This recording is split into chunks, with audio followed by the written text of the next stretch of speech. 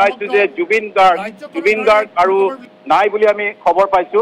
এয়া আমি খবৰ দিছো আজি যে জুবিন গাৰ্গ আৰু নাই, সেই আমাৰ মাজত জুবিন গাৰ্গ নাই। চ' এইটো আমি বহুত দুখ লগা কথা। আৰু মোৰ ফেভৰেট আছিলে, সৰুৰ পৰাই ফেভৰেট।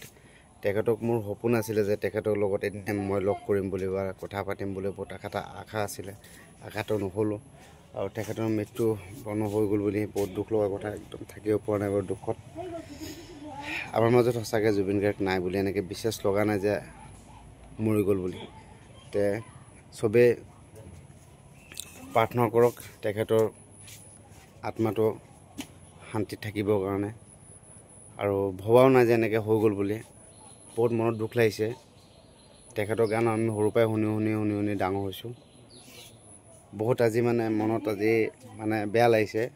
ক'বলৈকে বাকী নাই। তেখেতৰ মই বহুত ডাঙৰ ফেন আছিলোঁ। কোনো ক'ব পৰা নাই, আমি সৰু মানুহ, আমি তেখেতক লগ কৰিবলৈ আমাৰ ইমান এটা হেঁচিয়ত নাছিলে, অকাত নাছিলে। তাৰ মাজতে আমাৰ মাজত জুবিন গাৰ্গ নাই। চ' বহুত দুখ লাগিছে। চবেই প্ৰাৰ্থনা কৰক যে তেখেতৰ আত্মাটো অতি সোনকালে শান্তিত থাকক বুলি। মোৰ পতা আজি ভিডিঅ' বনাবলগীয়া হৈ আছে, মই আজি থাকিব পৰা নাই। সঁচাকৈ আমাৰ মাজত জুবিন গাৰ্গ নাই বুলি আমাৰ বিশ্বাস লগা নাই। কিন্তু এই কথাটো নিশ্চিত হয়, জুবিন গাৰ্গ আমাৰ মাজত নাই। ধন্যবাদ।